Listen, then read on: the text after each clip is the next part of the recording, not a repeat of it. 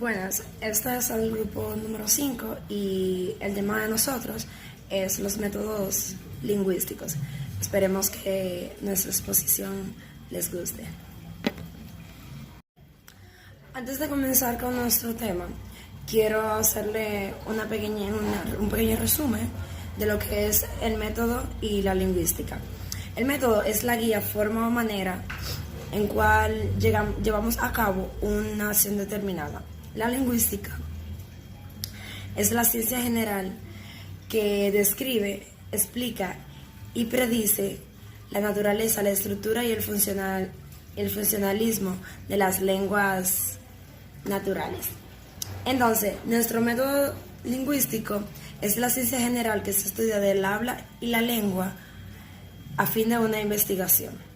Tenemos 3 métodos lingüísticos. El primero es método comparativo, método estructural y método generativo. Con la aparición de cada uno de estos métodos marca un momento singular en el desarrollo de la ciencia como lengua. Cabe destacar que cada uno de estos métodos surgió en un momento diferente de cada uno. Por ejemplo, el método comparativo surge en 1816.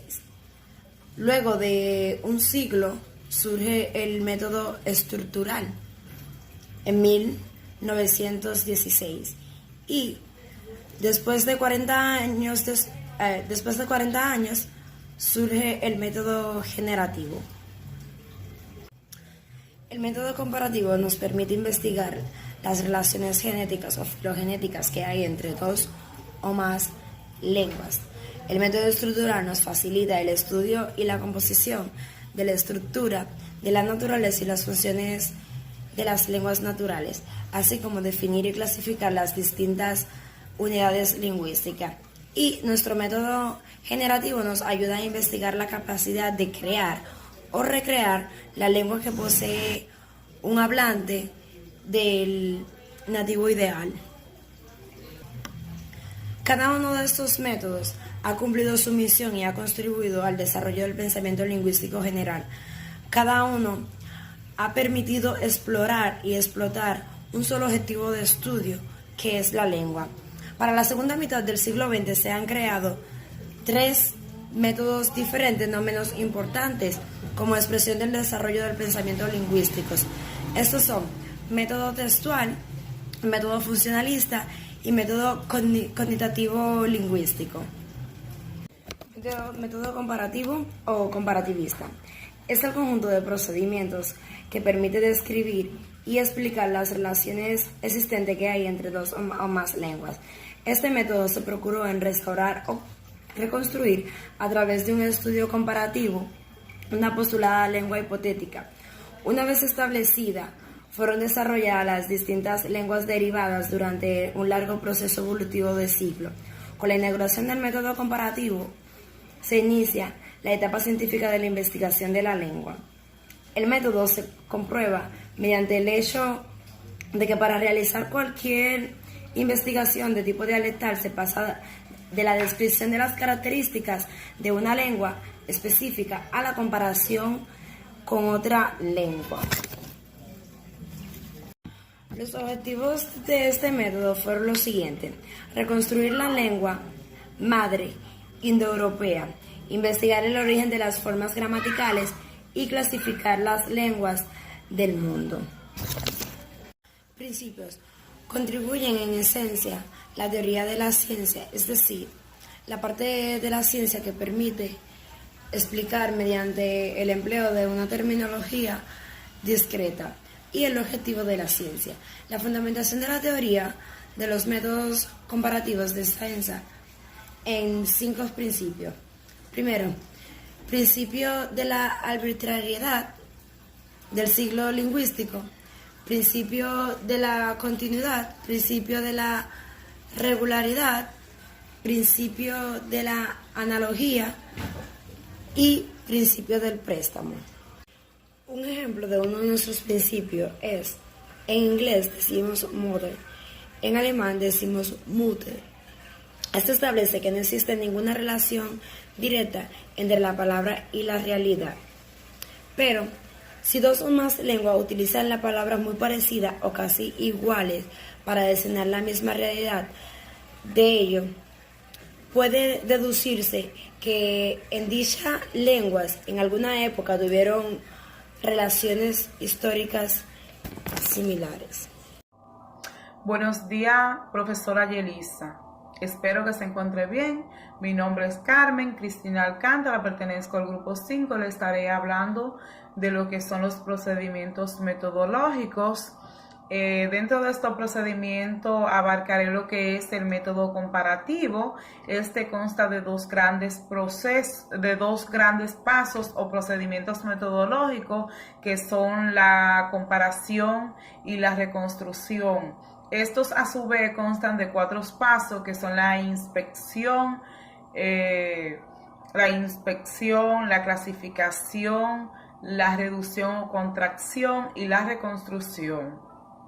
Iniciaremos por decir que la comparación consiste en contrastar entre sí las formas correspondientes de las distintas lenguas que se desean investigar o relacionar.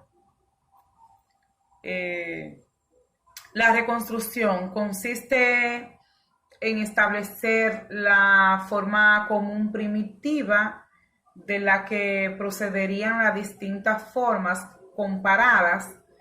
Este procedimiento puede conducir a los posibles resultados como A, que la forma común primitiva sea idéntica a la atestiguada en una de las lenguas comparadas; B, que sea una forma diferente de todas ellas. El cuarto paso. En este cuarto paso estaremos hablando lo que son los 4 pasos, que son inspección, clasificación, reducción, contracción y reconstrucción. Iniciaremos por inspección. Este procedimiento constituye el primer paso, con que se inicia el proceso de investigación comparativa, y es empleado para establecer la taxonomía de las lenguas que se comparan. Es usado como una técnica, de este caso rigor científico, por lo que es considerado sencillamente como un primer paso necesario. El procedimiento de la inspección permite examinar las lenguas que se cree están genéticamente relacionadas, a fin de establecer 2 tipos de correspondencia: A, correspondencia aparente recurrentes en un número elevado de casos, y B, correspondencia existente entre rasgos no idénticos. En este caso, debe tener la precaución de que dichos rasgos no conduzcan al error de confundir voces extranjeras tomadas de una lengua por otra o comparada por ambos con voces propias de las lenguas comparadas. Tenemos el siguiente paso, que es la clasificación. Es el procedimiento segundo paso. Inicia con la elaboración del listado de todos los tipos de correspondencia observada. Luego se entiende que entre dos lenguas que se comparan existe o debe existir, si están genéticamente relacionadas, un número de clase de correspondencia relativamente alto. El número de clase o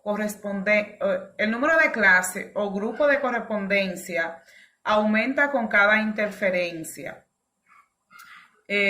Con cada interferencia que ocurra en solo una de las lenguas comparadas, y esto conducirá a la introducción de una nueva clase de correspondencia. Así, las cadenas de correspondencia A-A-A-A y A-B-A-A-A-A. Al ser clasificada, no pueden ser conocidas en una misma clase en un tiempo dado, aunque la ocurrencia del rasgo -B en la segunda lengua estudiada puede ser fácilmente explicable. Reducción o contracción.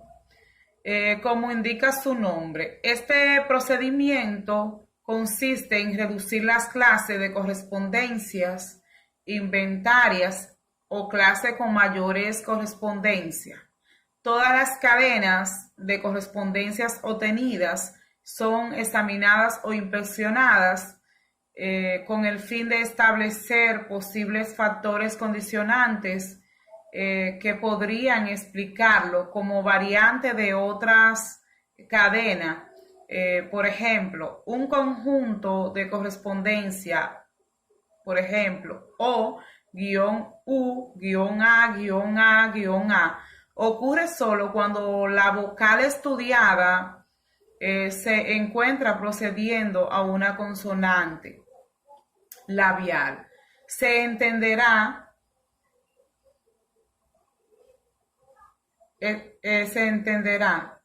establecer si esta cadena puede ser una variante de otra cadena existente. En la lengua A-A-A-A, la cual solo aparece en un contexto no labial. De este modo, se llega a la conclusión de que se trata de una sola cadena de correspondencia con dos variantes que están en distribución complementaria. Cuando esto sucede, se está reduciendo dos cadenas clasificadas anteriormente como separada y diferente a una sola cadena de correspondencia. La contracción o reducción de clases correspondencia o clases con mayores correspondencia constituyen el primer paso para el establecimiento de la hipótesis. Para el establecimiento de la hipótesis de trabajo. Los dos primeros pasos, inspección y clasificación, están relacionados solo con la disposición de los datos, no con su interpretación. Para fines de la designación de una clase de correspondencia, se debe tomar en cuenta dos exigencias. Se debe tomar en cuenta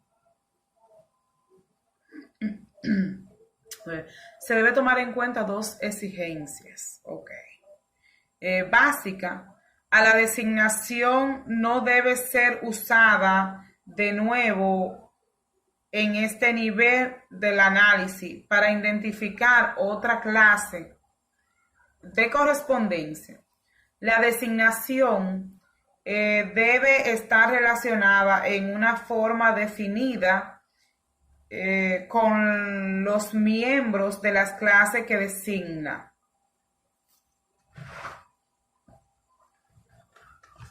Es decir, se debe tratar de lograr la mínima diferencia posible entre la designación y los miembros de las clases de correspondencia designadas. Por ejemplo, con el símbolo asterisco M designamos una clase de correspondencia que posee una cadena de correspondencia indiferenciada. M-M-M-M-M. Convencionalmente se utiliza un asterisco un asterisco prefijado al símbolo que se usa para designar una clase de correspondencia, con lo cual se indica que no se están describiendo datos, sino haciendo una abstracción. El método de investigación empleado es fundamentalmente inductivo. Por otro lado, veamos las características más significativas de los dos grandes tipos de estructuralismo, el europeo y el estadounidense. Estructuralismo post-bloomfieldiano o estadounidense se caracteriza porque abarca los puntos de vista y la metodología de la escuela estadounidense de lingüística dominante en los años 40 y 50 del siglo XX, cuya mayor presentación se revela en la obra Método en Lingüística Estructural de Selwyn Harris, discípulo de Bloom. Entre las principales características tenemos las investigaciones sobre la lengua se basan en el corpus, se rechaza la distinción saussureana entre la lengua y habla. Sus procedimientos básicos de investigación de la lengua son la segmentación y la clasificación. De ahí se le tipifique como esencialmente taxonómico o clasificatorio. Excluye de la lingüística el estudio del significado, se limita a la descripción de lo que ahora se entiende comúnmente por estructura especial de la lengua, ignora la estructura profunda y intenta emular un conjunto de procedimientos inductivos para el análisis de la lengua. Estructuralismo post-saussureano o europeo es más general y es el sentido en que habitualmente se entiende el término en la lingüística europea y la obra de los lingüistas estadounidenses que siguieron a Franz Boas y Edward Said en vez de Bloomfield. Se caracteriza porque sus fundamentos teóricos descansan sobre una serie de dicotomías. Por ejemplo, está lengua y lenguaje, lengua-habla, sincronía, diacronía, sustancia, forma, significado, significante, relaciones sintagmáticas, relaciones asociativas o paradigmáticas. Y además, porque parte de la tesis central mediante la cual se sostiene que cada lengua está cortada por un patrón único y las unidades que componen las locuciones pueden identificarse únicamente en términos de sus relaciones con otras unidades de la misma lengua. Las unidades lingüísticas derivan tanto su existencia como su esencia de sus interrelaciones. Cada lengua es una estructura de relación única y las unidades que identificamos al descubrir una lengua particular, sonidos, palabras, significado, etc., no son más que hitos en la estructura o red de relaciones. Objetivos. Primero, especializar como objeto de investigación a la lengua como producto social, como algo ya hecho. Segundo, elaborar metodologías analíticas que, aplicadas a unos datos lingüísticos particulares, permitan organizarlos, revelando así la estructura de la lengua. Tercero, realizar el análisis sistemático de datos lingüísticos. Esta actividad tiene como objeto comprender tres tareas: análisis del sistema de una lengua, clasificación de sus unidades y estudio de las relaciones que las unen. Principios. Los principios que permiten explicar la significación y el ordenamiento de los hechos o datos lingüísticos estudiados y las relaciones que guardan entre sí son muy variados y se encuentran diseminados en las distintas obras de los principales representantes del método estructural o lingüístico estructural. Las distintas formulaciones que se han hecho para reseñar la teoría fundamental del estructuralismo lingüístico pueden ser resumidas en los siguientes 4 principios. Tenemos oposición, funcionalidad, sistematicidad y neutralización. Oposición. Este principio establece que en la lengua cada unidad de la cadena hablada se opone a las demás por las diferencias que la identifican. Es decir, dentro del sistema lingüístico, las unidades que la componen deben mantener un grado suficiente de oposición recíproca a fin de que puedan ser identificadas. Funcionalidad. Según este principio, es un sistema lingüístico. Las unidades que lo componen solo existen en una virtud de su función, es decir, de su capacidad de cumplir una función diferencial. Solo existen aquellas unidades que son funcionales, que desempeñan una función diferente a la cumplida por las demás unidades del sistema. Regularmente esta función se traduce en una diferencia semántica. Sistemacidad. Este principio establece que la lengua es un sistema donde todas las unidades que lo conforman existen en virtud de las relaciones de interdependencia que mantienen entre sí, formando una red de relaciones internas. Es decir, que la lengua no es solo un conjunto de elementos o estructura, sino también de las relaciones que entre ellas existen. Las estructuras no existen de modo aislado, solo se comprenden y pueden ser estudiadas en tanto que se descifre el complejo de relaciones que entre ellas se verifican. Neutralización. De acuerdo a este principio, en la cadena hablada, en determinados puntos del sintagma, dos o más unidades fonemáticas pueden dejar de oponerse, es decir, pueden neutralizarse. Cuando los rasgos que se oponen, dos o más fonemas, dejan de cumplir su función distintiva, se neutralizan, se produce cuando la diferencia entre las unidades que se oponen desaparece. Así, al no haber diferencia, desaparece la oposición. Bueno chicos, esta es una parte que le tocaba a uno de mis compañeros, pero por X razón no pudieron hacerla, entonces yo estaré hablándole un poquito sobre la parte que le iba a tocar a ellos.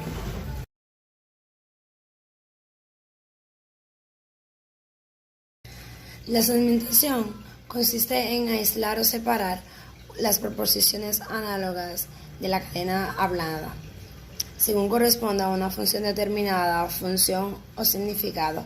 Este procedimiento constituye el segundo paso o fase de la investigación lingüística estructural y se caracteriza porque permite establecer el contraste. Por ejemplo, en las expresiones rehacer y hacer, re posee la idea de volver a y construir, des posee la idea de desconstruir o destruir.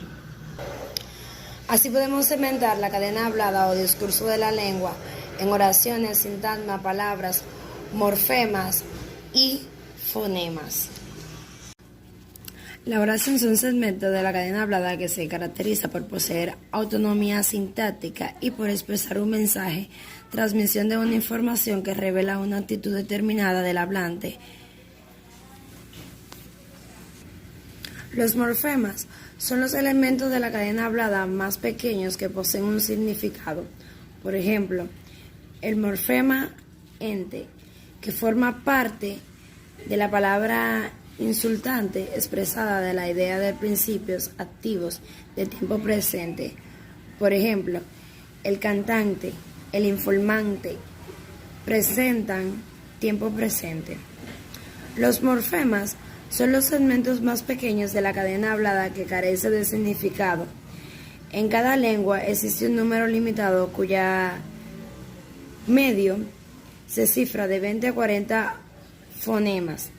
La lengua hispana posee 22 fonemas, 5 vocálicos y 17 consonantes.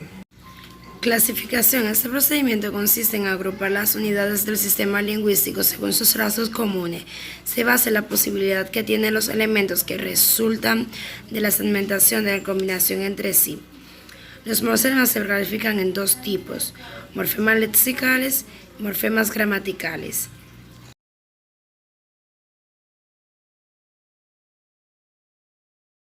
Hola, ¿cómo están? Soy Ruth Mayrelin y estoy en el grupo número 5. Voy a estar exponiendo acerca del método generativista. Los principales, y sus objetivos. Los principales objetivos del método generativista son Definir una teoría que permita desarrollar las gramáticas generativas de las lenguas naturales. Otra cosa es construir modelos gramáticos capaces de dar cuenta de los datos de las lenguas particulares. Fijar un sistema de reglas que sea capaz de generar o explicar las innumerables oraciones gramaticales de la lengua y solo estas. Investigar y determinar la gramática descriptiva y explicativamente adecuada de cada lengua. También el método generativista se plantea principios. ¿Cuáles son estos principios del método generativista? Bueno, el principio de la creatividad. Este principio establece que todo hablante normal de cualquier lengua puede entender cualquier oración que usted le diga sin tener necesidad de haberlo escuchado alguna vez en su vida o sin necesidad de haberla visto. Por ejemplo, si usted habla conmigo y usted me dice sobre un escritorio marrón se hizo este libro de lingüística. Yo nunca había escuchado la oración, pero yo entendí a la perfección lo que usted dijo. De igual manera puedo crear una oración de mi mente nunca antes yo escuchada por mí. Otro principio es el principio de la competitividad. El principio de la competitividad establece que un oyente normal de cualquier lengua también tiene un conocimiento implícito sobre ella, lo que quiere decir que si usted habla conmigo, yo le puedo decir algo que está mal en mi lengua, le puedo decir una oración mal y usted sin duda me va a decir, no, espera, no entendí nada, esta oración que me acabas de decir está mal, sin haber ido a la escuela, sin necesidad de eso, porque cada ser humano, según la teoría, tiene un conocimiento implícito de ella. El principio de la universalidad establece que un niño, para resumirlo, que un niño tiene la capacidad de aprenderse cualquier lengua sin importar la dificultad que presente. En otras palabras, cualquier niño de cualquier nación, cualquier lengua, no importa, puede aprenderse otra lengua sin necesidad de decir que es muy difícil para ella o sin importar cuánto cueste para una persona más adulta. El principio de la gramaticalidad establece que cada lengua tiene oraciones gramaticales y no gramaticales. ¿Cuáles son las oraciones gramaticales? Bueno, estas son las oraciones que están bien formadas y están bien hechas. Un ejemplo de una oración gramatical es una oración como hoy a las 6 en punto me levantó esta alarma. Es una oración que está muy bien hecha, por tanto se llama oración gramatical y tiene sentido y usted entendió.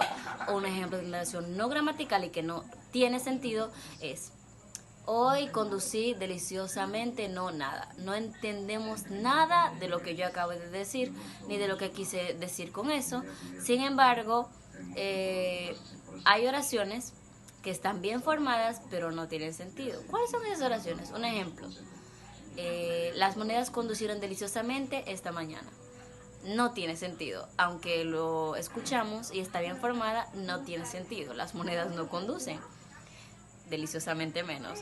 Por tanto, es una oración agramatical. Está bien formada, pero no tiene sentido. El principio de la explicatividad o aceptabilidad. Según este principio, la gramática de la lengua debe de ser o debe cumplir no solo con el carácter descriptivo, sino con el carácter explicativo, de explicarse bien lo que se describe.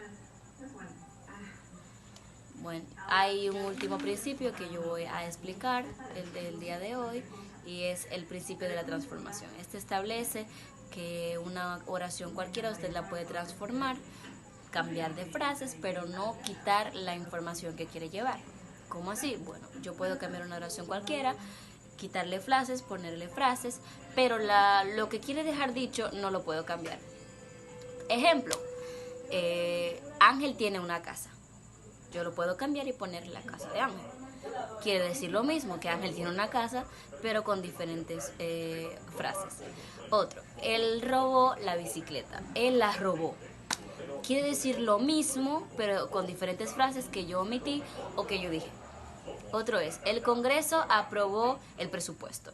Una oración totalmente cambiada sería, el presupuesto fue aprobado por el Congreso.